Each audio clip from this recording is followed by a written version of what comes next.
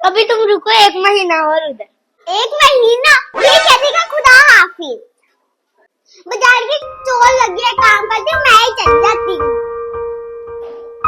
एक बात कहूँ, आपका सूट आज बहुत अच्छा लग रहा है। डांस? अरे लेकिन मुझे डांस नहीं आता, लेकिन आज हम आपके लिए करेंगे।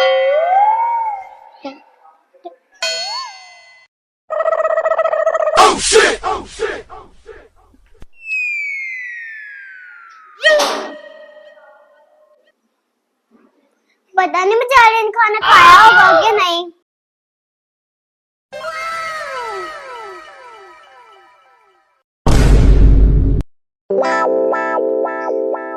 जानू कैसे लगा मेरा डांस? खबर मारी तुम्हारे पाँव में चोट लगी है। वो मैं सोच रहा था कि अगर मैं ब्रेक डांस कर लूं तो मेरा पैर ठीक हो जाएगा। Break dance? अब तुम बिना ब्रेक के डांस करोगे? खबर मारे।